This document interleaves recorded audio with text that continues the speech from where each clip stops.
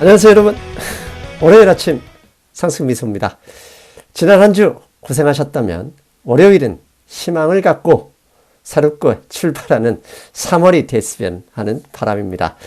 여러분, 제 방송에서 어제부터 바뀐 게 하나 있죠? 예, 밑에 화면 밑에 이베스트 증권의 그 해외 주식거래 광고가 나가고 있습니다. 이베스트 증권에서 광고를 붙이면서 저에게 약속했던 것이 환전 수수료 0%, 즉 은행의 고시 이자율로 환전을 약속했습니다. 요즘 해외 주식거래 많이 하시잖아요. 혹시 계좌가 필요하신 분은 이베스트 증권 비대면 계좌니까 직접 하실 수 있을 거라고 생각합니다. 저는 오늘 방송 바로 시작하는데요. 오늘은 어제 일요일 방송에서 토마스 류 선생님과 인터뷰를 통해서 이제는 매수할 때가 됐다는 이야기를 내렸죠. 그래서 저는 일요일 내내 오를 수 있는 요소와 내릴 수밖에 없는 요소를 다 모아봤습니다. 그리고 나서 맨 마지막에 시장의 방향은 어디로 가는 게 맞는지 제가 결론을 내드리겠습니다. 바로 방송하겠습니다. 주식 투자, 여러분 어떻습니까? 제가 주식 투자를 한 지가 20년이 넘었습니다. 20년을 넘기면서도 어렵다고 느끼는 게 주식이죠. 그 이유는 간단합니다. 수많은 변수로 연결되어 있는 복잡계이기 때문이죠. 마치 살아있는 생물처럼 어디를 튈지 모르는 사람들과 사람들의 멘탈 게임이 주식 투자이기 때문에 그걸 예측하기가 어렵습니다. 그 어떤 변수를 선택하느냐에 따라 살지 말지, 얼마를 볼지, 얼마까지 빠질지 이 예측하는 게 완전히 달라지죠. 그래서 지금부터는 마찬가지입니다. 앞으로 다음 주 이후, 월요일 이후의 시장 어떻게 될지 여러분들 다 예측하고 대응하셔야 될 텐데 크게 두 가지 예측밖에 없습니다. 상승할 것인지 더 하락할 것인지. 이제부터 그 변수들을 좀 모아봐서 어느 변수에 더 무게중심을 이동시켜야 되는지 월요일 아침 장 시작 전에 여러분과 함께 분석해보고 싶습니다. 먼저 아직도 하락할 수밖에 없다. 더 내려가야 된다. 라고 말할 수 있는 변수들, 그 변수들을 가져와 봤습니다. 맨 첫 번째는 일요일 날 한국의 뉴스로 퍼졌죠. 미국에서 첫 번째 희생자가 발생했다. 지금까지는 약 60여 명의 확진자만 나타났었는데 워싱턴 주였죠. 첫 번째로 희생자, 사망자가 발생을 했고요. 그런데 이상합니다.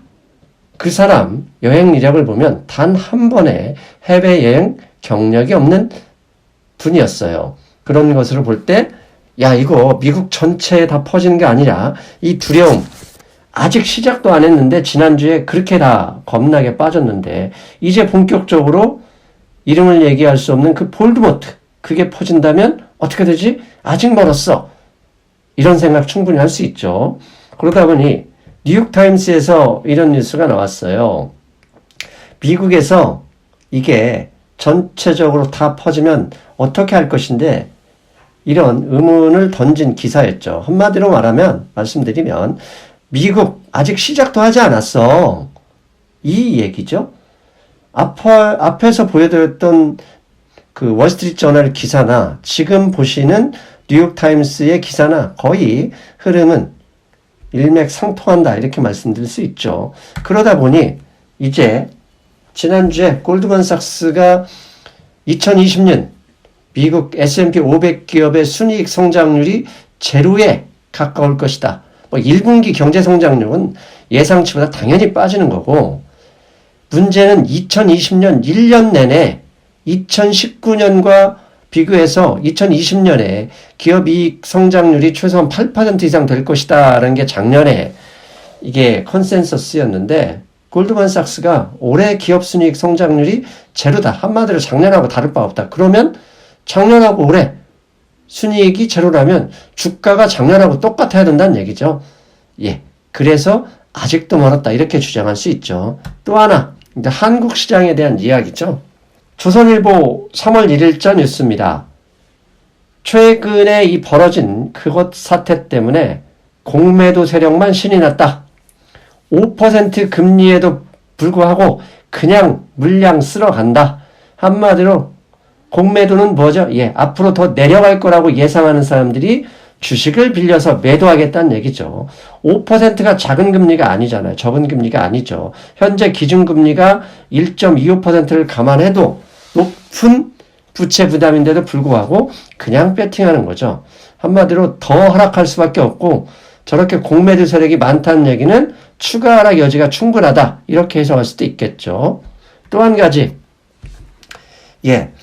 우리가 지금까지 그 주식 투자를 해본 경험이라면 바닥은 개인의 투매가 나와야 바닥이었다는 게 지금까지의 통념이었어요. 그런데 코스피의 경우 최근 일주일 동안에 거의 10% 넘는 폭락에도 불구하고 개인은 지속적으로 매수로 대응하고 있죠. 물론 그 대부분의 매수 대응이 삼성전자에 국한되고 있는 것은 사실일지라 하더라도 도대체 바닥을 친다, 바닥을 확인하고 투자를 해야 되겠는데 개인의 투매 물량이 나오질 않아요. 거기에 더해서 신용 물량은 늘어만 갑니다. 작년 8월인가요? 신용 물량이 최대 8조 원대 이후로 훌쩍 10조를 넘었어요. 그럼 신용이라는 것은 빌려서 주식, 돈을 빌려서 사는 거기 때문에 하락이 어느 수준 이상을 벗어나면 반대 매매가 나오죠. 그래서 저렇게 반대 매매가 한 번은 쏟아져야 바닥이다. 즉 지금까지 약 6가지 요인을 말씀드렸는데 이런 요인, 이것 말고 또 많죠. 중국의 PMI가 뭐 금융위기 때보다 더 많이 하락했다. 2월 PMI가 그런 것도 있고요. 뭐 여러 가지가 있겠죠. 그런 것을 볼 때 아직 시장은 더 빠질 것이다 라고 생각하는 사람들이 많이 있는 거죠. 여기에 한 가지를 더 마지막으로 더한다면 다행스러운 게 미국이 한국의 여행금지령이 아니라 4단계로 일단 상승을 뭐라고 그러죠? 인상을 했다고 하나? 일단 올렸습니다. 그런데 만약에 이 미국을 비롯한 주요 이제 수요 시장이잖아요. 한국 이머징 입장에서는 미국이나 중국, 유럽이 수요 시장입니다. 이 수요 시장들이 한국이나 주요 국가별로 여행 금지령을 확대시켜버리면 이거 큰일입니다. 이제 그런 가능성이 있지 않느냐 이렇게 질문하시는 분들이 많거든요. 왜 여행 금지령이 이게 문제가 되냐면 교류와 밀동량의 축소거든요. 교류가 중단되고 교류가 중단되면 물동량 즉 수출 수입을 할 수가 없잖아요. 그게 멈춰버리면 글로벌 경기 침체가 아니라 그걸 넘어서 경제 위기로 발전할 수도 있다. 그러므로 아직 주가 하락이 끝난 건 아니다. 이렇게 얘기하는 변수들 지금까지 말씀드렸고요. 지금부터는 많이 묵었다 아이가 영화에서 나오죠. 그 정도 그런 변수들 때문에 약 13% 넘게 하락한 거야. 이제는 그 변수들 이미 다 많이 묵었어. 이제는 상승으로 볼 수밖에 없는 요소들 많아. 그걸 봐야 되겠어. 라고 볼 수 있는 변수들 찾아봤습니다. 가장 먼저 첫 번째는요. 드디어 트럼프 대통령이 직접 나섰습니다. 지난주 수요일 우리 그거 아무 문제 없다. 미국 잘 대처하고 있다. 이 정도만 말씀하셨어요. 그런데 금요일날 새벽에 한국 시간은 금요일날 밤입니다. 금요일날 밤에 그날도 1000포인트 가까이 다우지수가 하락했어요. 그때 이제 막 파월 의장이 나왔죠. 그래서 뭐 적절한 시점, 적절한 조치를 할 수 있다. 이런 얘기만 하고 물러났습니다. 그러자마자 다시 빠지긴 했습니다. 자, 이거에 우리 트럼프 대통령 만족 못해 나오셔서 한 말씀 하셨습니다. 빨리 내려라. 금리 좀 내려라. 이렇게 말씀하셨고요. Fed should start being a leader. 즉 경제 위기를 회복하는데 극복하는데 리더 선두에 서라. 빨리 금리 내려라. 그런 의미였습니다. 이렇게 트럼프 대통령이 이제 직접 시장의 유동성을 요구하고 나섰다는 점 이것도 긍정적인 요인인데요. 웃긴 건 제가 자주 방송에서 언급하죠. CME, 시카고 선물거래소입니다. CME에 상장되어 있는 별의별 것 다 있는데 페더럴 펀드 레이트 퓨처스, 즉 미국의 연준이 금리 인하하는 배팅하는 선물 상품도 있습니다. 그런데 3월에 금리 인하 가능성이 95%입니다. 이 금리 인하 가능성이 70%를 넘으면 페드는 결국 따라가는데요. 여러분, 금리 인하 가능성 그냥 당연히 0.25%라고 생각하시고 계시겠죠? 아닙니다. 화면 잘 보셔야 됩니다. 왼쪽 94.9% 밑에 금리를 보십시오. 1%에서 1.25%. 지금 미국의 시장 참가자들은 3월 18일입니다. 페드 FOMC가 열리는데 3월 달에 금리 인하할 것이다. 몇 퍼센트? 0.25%가 아니라 0.5%를 인하할 것이다 라고 이미 95%가 배팅하고 있다는 얘기입니다. 이게 무슨 이야기냐? 결국은 페드는 이 압력에 따라갈 가능성이 높아요. 왜? 미국은 그런 사회거든요. 트럼프 대통령이 나섰고 이미 시장 참가자들은 0.25%가 아니라 0.5%에 배팅하고 있다는 사실. 이게 두 번째 시장이 이제 안정 그리고 다시 반등할 가능성이 높다고 하는 두 번째 이유고요. 세 번째, 미국의 경기 침체, 리세션 위협에서 가장 많이 언급하는 게 뭡니까? 미국의 10년 만기 국채와 2년 만기 국채의 스프레드, 10Y-2Y 스프레드, 이게 보이시나요? 예, 0.27% 수준으로 상당히 벌어졌습니다. 저 스프레드가 좁혀질수록 경기 침체에 대한 위험성을 시장에서 걱정하는 거죠. 그게 불과 2월 24일까지 4일 내는 0.12%였는데 단 일주일 사이에 0.27%로 높아졌습니다. 저 0.27%는 그것이 중국에서 발생해서 시장에서 위협으로 간주하기 시작한 위기 직전인 1월 13일 이후 최고로 높은 수준입니다. 잘 모르겠다고요? 예, 그래서 3개월 차트를 가져와 봤습니다. 지금 보시는 그림은요, 10년 만기 국채와 2년 만기 국채의 스프레드인데요. 최근 3개월간 스프레드입니다. 맨 왼쪽에 빨간색 점선 보이시죠? 저게 2019년 12월 31일이었고 저때 수준이 0.34%, 주식시장 한참 잘 나갈 때 아닙니까? 그리고 1월 17일 0.27%였죠. 저때만 해도 주식시장 반짝 하락해도 다시 열심히 상승하고 있었죠. 그런데 현재 주가가 엄청나게 빠졌지만 현재 한국 시간으로 토요일 새벽 기준으로 0.27%로 2Y, 10년 만기, 2년 만기의 차이, 스프레드가 저렇게 올라왔습니다. 예. 금요일날 미국 시장에서 금요일날 종가에 선물 시장에서 급등한 이유도 다 0.5% 금리 인하 배팅, 그 다음에 10년 만기와 2년 만기 채권 금리의 스프레드가 회복되고 있다는 거, 그걸 기반으로 올랐을 수도 있다 생각할 수 있고요. 그 다음에 앞에서 골드만삭스가 2020년 기업 순이익 증가율이 0%다 가능성이 있다 이렇게 말씀드렸잖아요. 그래서 최근 2년 동안의 S&P 500 차트를 좀 가져왔습니다. S&P 500 차트 오른쪽 파란색 선 보이시죠? 저게 바닥점이 보이죠? 저게 2019년 8월과 9월입니다. 저때 무슨 일이 있었습니까? 미국과 중국이 싸웠을 때죠. 그래서 미국과 중국이 저렇게 싸우면 기업 순이익 도저히 증가할 수가 없다. 이 문제였기 때문에 주가가 저리 빠졌는데 페이스 1 협상이 타결되면서 12월, 1월까지 저렇게 급등했습니다. S&P 기준으로 엄청 올랐죠. 그 이유는 뭡니까? 예, 페이스 1 타결이 됐으니 2020년 기업순이익 증가가 예상된다.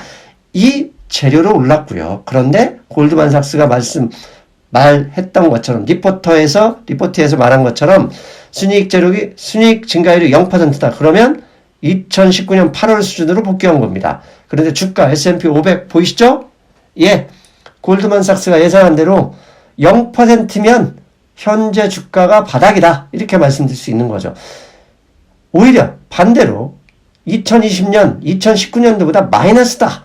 기업 순이익 증가율이 0이 아니라 마이너스다 그러면 저 밑으로 떨어질 수 있는 건데 저걸 보니까 현재 바닥은 확인했다. 이렇게 말씀드릴 수도 있을 것 같습니다. 또 트럼프 대통령 일요일에 큰 뉴스 하나 나왔습니다. 아프간 전쟁 20조 달러 정도 투입했다고 그러죠. 어마어마한 돈이 투입된 아프간 전쟁의 협정, 즉 전쟁 끝내자 휴전에 서명했습니다. 이 얘기는 이게 주가하고 무슨 상관이냐 이렇게 생각할 수도 있는데요. 예, 트럼프 대통령은 즉 이제 재선을 위해 혹시라도 자신에게 나쁜 영향을 줄 수 있는 변수를 다 정리하겠다. 이거 의사를 확실하게 표현하는 것이다. 말씀드릴 수 있겠죠. 증시 앞으로 아프간 전쟁처럼 중국 문제든 그 병 문제든 증시에 나쁜 영향을 줄 수 있는 변수는 다 막아놓을 수밖에 없다. 왜? 재선해야 되니까. 이거 하나 또 생각해 볼 수 있고요. 그 다음에 한국의 일요일 뉴스가 나왔죠. 한국의 반도체 수출이 15개월 만에 플러스로 전환됐습니다. 예, 2월 달에 별일이 다 있었지만 반도체 수출은 플러스 전환되었다. 그 이후 D램 인스체인지에서 보여드리는 D램 가격입니다. D램 가격은 최근 1월, 2월 진짜 말도 못하는 서플라이 체인 위협, 심지어 훼손 이런 이야기가 있었음에도 불구하고 보시는 그림처럼 D램 가격은 계속 상승하고 있었습니다. 이렇게 상승한 상황에서 반도체 수출이 증가로 전환됐다는 거 이거 무슨 이야기입니까? 예, 결국 1, 2분기에 약간 어려움이 있을 수 있지만 상황이 개선되면 3, 4분기 반도체 수출 큰 폭으로 늘어날 수 있다는 희망을 보여주는 것이다. 이렇게 말씀드릴 수 있겠죠. 또 하나 지금 멤버십을 하고 있는데요. 멤버십 게시판에 우리 한선물이라는 닉네임을 가지신 우리 회원분이 저에게 토요일 밤에 메일을 주신 내용입니다. 이 메일이 뭐냐면 앞에서도 그랬죠. 개인이 투매가 나와야 바닥을 치고 개인이 신용물례가 정리가 되어야 바닥이다 이렇게 얘기할 수 있는데 오히려 개인이 최근에 급락장에서도 계속 매수세가 들어오고 있다. 이것을 어떻게 해석해야 되는지라고 의견을 주신 건데요. 상당히 일리 있는 말씀이에요. 제가 좀 읽어드리겠습니다. 17일 이후 2월 17일이겠죠. 지난 2주 동안 개인은 거래소에서 4.1조 원, 코스닥에서 0.7조를 순매수했다. 그럼에도 불구하고 고객 예탁금은 2.4조 증가하여 순수 예탁금 유입 금액이 2주 동안 7.2조를 기록했다. 이거 개인이 투매할 상황이 아닙니다. 개인이 돈을 들고 계속 주식을 사고 있다는 얘기죠. 그래서 밑에 보겠습니다. 거래소 시장은 오히려 바닥권에서는 개인 매수, 상투권에서는 개인 매도, 즉 개인이 기관이나 외국인보다 더 똑똑하게 매매했다는 지난 몇 년간 이런 형태가 반복되고 있다. 그래서 이번 하락의 바닥의 시그널을 개인 매도로 삼는 것은 무리인 것 같다라고 의견을 주셨어요. 저는 이거 상당히 일리 있는 말씀이라고 봅니다. 왜? 앞에서 말씀드렸잖아요. 개인이 주식 순매수를 계속하고 있는데 거의 대부분이 삼성전자에 국한되어 있어요. 삼성전자를 외국인이 이렇게 투매해도 기관보다는 개인이 더 많이 받아내고 있다. 왜? 왜 개인은 삼성전자를 이렇게 매수하고 이 엄청난 급락장에도 버티고 있는 것일까? 예, 그건 여러분께 제가 결론적으로 마지막 장에서 말씀드리겠습니다. 자, 이 정도 개인의 투매가 바닥을 확인하는 것은 이제는 무리다. 이게 한선무님이 저에게 주신 건데 저는 상당히 일리 있는 말씀이다 라고 생각해서 소개해 드렸습니다. 자, 이제 결론을 낼 시간입니다. 변수, 더 빠질 것이라는 변수와 이제는 올라갈 수밖에 없다는 변수 여러 가지 말씀드렸습니다. 여기까지 보셨으면 직접 선택하셔야 되는데 나는 잘 모르겠어. 상승미소님 도와주세요. 예, 그런 분들께 마지막으로 이 말씀만 드리고 떠나겠습니다. 현재 한국의 기준금리는 1.25%, 삼성전자 현재 금요일 종가는 54,200원입니다. 10년 만기 정기예금 금리, 죄송합니다. 정기예금이 아니죠. 한국의 10년 만기 채권 금리는 1.327%, 5년 만기 채권 금리는 1.17%입니다. 10년 만기 채권 1.327, 5년 만기 채권 1.17%. 그런데 삼성전자 금요일 증권은 54,200원, 작년 2019년 배당금은 1,416원이었습니다. 배당 수익률은 2.61%, 10년 만기 채권 금리의 약 2배가 되는 수익률이다 보시면 되겠습니다. 그런데 2020년 삼성전자는 수익률을 배당 금액을 올리겠다 이미 공시를 했었죠. 여러분이라면 은행에 정기예금을 하시겠습니까? 10년 만기 빌려주는데 채권의 1.3%를 받으시겠습니까? 아니면 삼성전자 금요일 종가 기준으로 54,200원에 사서 최소 배당 수익률 2.61%를 얻으시겠습니까? 최근 개인의 지속적인 삼성전자 매수 이제 이해가 되시나요? 잘 보셨습니까, 여러분? 예. 최근에 개인이 삼성전자의 주식을 정말 러쉬 미친 듯이 매수하고 있는 이유 여러분 이제 좀 눈치채셨습니까? 그렇다면 여러분의 선택은 무엇입니까? 예. 저라면 정기예금 깨서 삼성전자 주식 사서 배당을 받는 게 낫지 않을까? 이 생각을 합니다. 여러분 저는 화요일에 뵙겠습니다. 여러분 안녕.